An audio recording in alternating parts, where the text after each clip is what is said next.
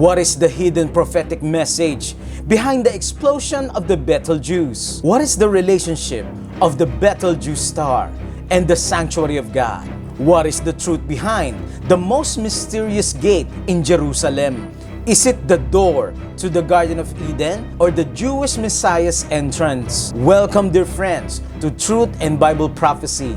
Kindly like this video and share this timely message. Here is the prophetic alert that you should know. Matthew 24 verse 3. Tell us, they said, when will this happen? And what will be the sign of your coming and of the end of the age?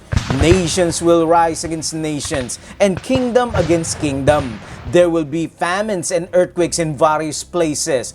Verse 8, these are the beginnings of birth pains. Jesus prophesied 2,000 years ago that we will see signs taking place like wars, immorality, famine, and earthquakes. And all of these are just birth pains. And there are also signs in heavenly bodies, celestial bodies, showing the nearness of the second coming of Jesus. Verse 29, and immediately after the distress of those days, the sun will be darkened, and the moon will not give its light, and the stars will fall from the sky, and the heavenly bodies will be shaken. Will there be signs concerning the heavenly bodies in the vast universe we live in, concerning about the second coming of Christ? The answer is yes. Space.com says, odd supergiant star Betelgeuse is brightening up.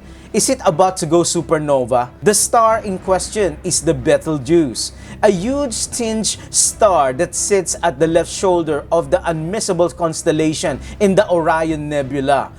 Betelgeuse, absolutely not your typical star due to its massive size. If we were somehow able to replace Betelgeuse with our own little sun, it would stretch out all the way to the asteroid belt and have a mass of an astonishing 20 times that of the sun. Over the past few months of 2023, Betelgeuse has undergone a dramatic increase in brightness, surpassing its normal luminosity by a staggering 50%, according to a groundbreaking recent scientific paper by Hideyuki Sayo and colleagues of the Tohoku University in Japan.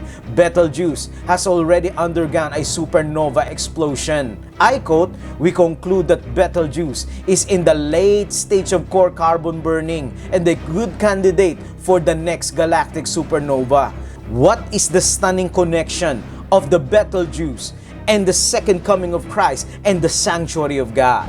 God called Moses to position the furnitures of the sanctuary according to the plan of salvation. The altar of sacrifice here, the laver here, table of showbread, altar of incense, 7-branch candlestick, and the ark of the covenant.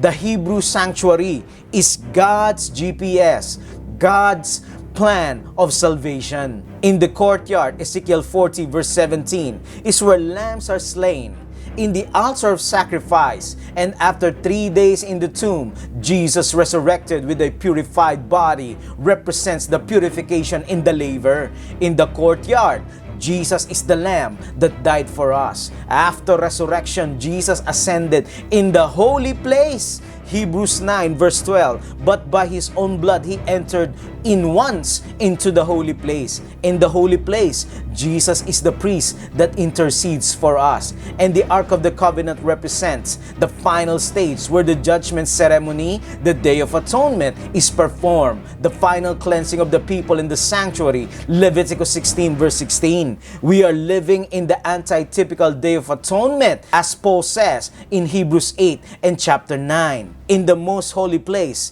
Jesus is our judge. Then the second coming takes place. What is the connection of the Betelgeuse and the sanctuary? Amos 5 verse 8. He who made the Pleiades and Orion and changes deep darkness into morning. According to the spirit of prophecy, CET, page 111, paragraph 2. Dark heavy clouds came up and clashed against each other. The atmosphere parted and rolled back. Then we could look up through the open space in Orion, whence came the voice of God. The holy city will come down through that open space. Spirit of prophecy says, here is the Orion constellation, same positioning as the sanctuary. The Rigel star, same position as the brazen altar. The nebula, like the position of the laver. The Al-Nitab, the candlestick. The Al-Nilam, altar of incense. And Mintaka, table of showbread. And the Betelgeuse in the Ark of the Covenant. We are told that Jesus in His second coming is going to come through the Orion constellation and the holy city in that open space of Betelgeuse. And what will happen when Jesus enters the earth? This is the most mysterious gate in Jerusalem. Opposite to the Golden Gate of Mount Olives, you can see a huge Jewish cemetery. Every religious person wants to be buried here on the Mount of Olives because the Jews believe this is where the Jewish Messiah, not Jesus Christ, will come to establish His everlasting kingdom.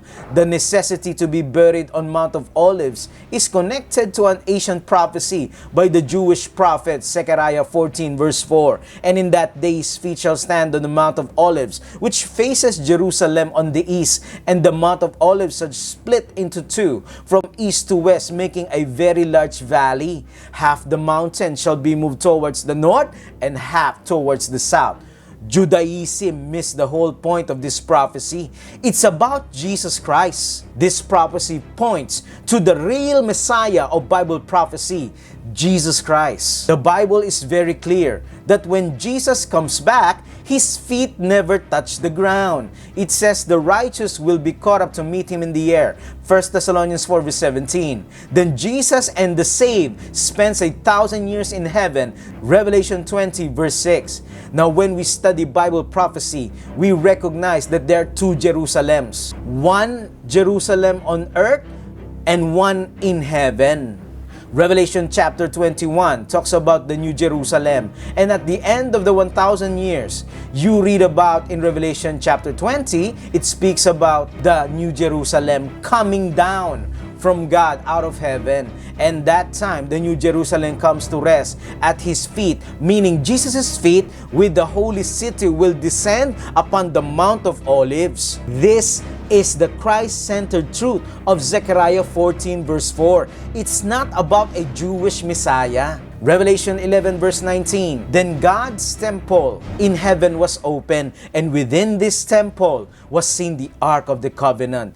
John saw the sanctuary in heaven and the Ark of the Covenant. And inside it, of course, is the 10 Commandments of God. Meaning, the 10 Commandments, including the 4th commandment, the Bible Sabbath, is binding here on earth and in heaven. Would you like to dedicate your heart to Christ and obey His commandments?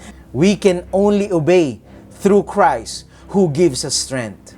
Kindly type in the comment section, "My heart belongs to Jesus." Thank you, dear friends. Kindly share this timely video, and may we all continue to seek truth in Bible prophecy.